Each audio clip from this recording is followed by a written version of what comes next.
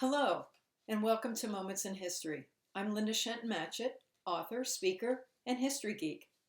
While researching my stories, I unearth tons of intriguing historical information that does not end up in my books.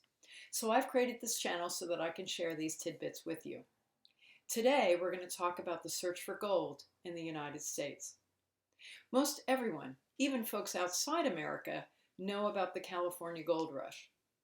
Books have been written and films have been made about that exciting time.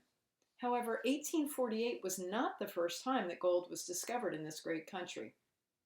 That honor belongs to Caribous County in North Carolina, which is east of Charlotte in a little spot known as Reed's Gold Mine.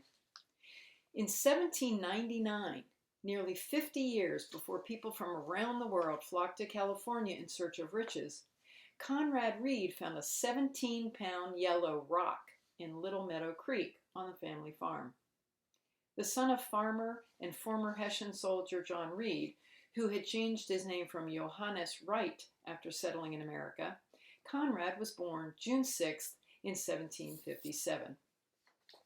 Not knowing what they have, the family used the rock as a bulky doorstop, of all things, for nearly 3 years. Then, in 1802, a jeweler from Fayetteville identified the rock as a large gold nugget. There are no records as to whether the jeweler saw it while visiting the family or if the Reeds decided to take the rock to him. But in any event, he told John to name his price.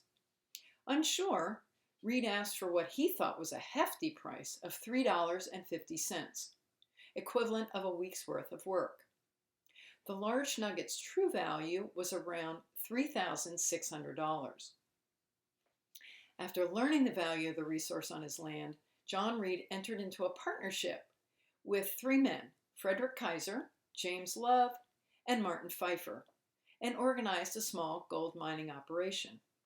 At some point, a 28-pound nugget was found by a slave named Peter.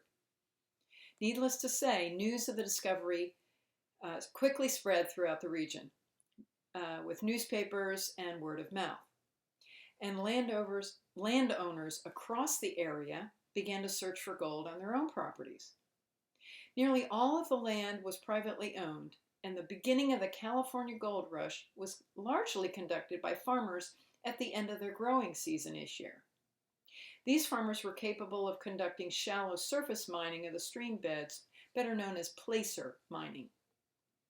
However, by the late 1820s, these placer deposits had been exhausted, and the first lode mine shaft was excavated in 1825 by a man named Matthias Barringer. With this progression in mining technique, the profession of mining became a necessity as tunnels and ventilation issues were outside the skill set of the landowning farmers. But what happened to our Mr. Reed? Well, he considered placer mining, and he died at the age of 88 on May 28, 1845, a very rich man from all of the gold he had found on his property.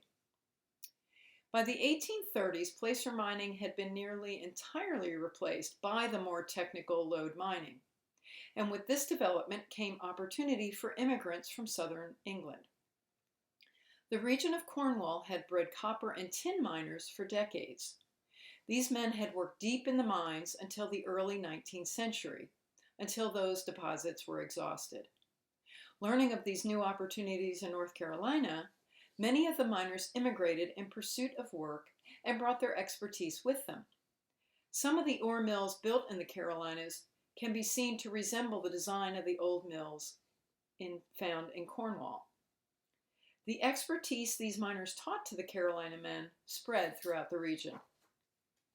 Scholars agree that the establishment of a skilled and experienced workforce from this Carolina gold rush can be directly credited for the success of the much larger gold rush in California, which drew many of these skilled miners to the West Coast. The Georgia Gold Rush was the second significant U.S. gold rush and the first in Georgia. It started in 1829 in present Lumpkin County near Dahlonega and soon spread north into the mountains. No one knows exactly which version of the original find is accurate, and include either Frank Logan and his slave, or Thomas Bowen, or John Witherud making a find in Duke's Creek, or perhaps Jesse Hogan discovering gold at Ward's Creek, or Lucky Benjamin Parks finding gold on his birthday in 1828 while walking along a deer path. However, no matter who made the gold discovery, it spread rapidly. One of the first public accounts was on August 1st, 1829, in the Georgia Journal, who ran the following notice. Gold. A gentleman of the first respectability in Habersham County writes to us under the date 22nd July. 2 gold mines have just been discovered in this county, and preparations are making to bring these hidden treasures of the earth to use. So it appears that what we long anticipated has come to pass at last, namely that the gold region of North and South Carolina would be found to extend into Georgia. The following year, gold was then discovered in Carroll County, Georgia, and although much of the land on which the gold was founded was under the control of the Cherokee Nation, mining operations quickly sprang up in the surrounding counties in what has been called the Great Intrusion, with over 4,000 miners working on Yahula Creek alone, and over 300 ounces of gold per day being produced.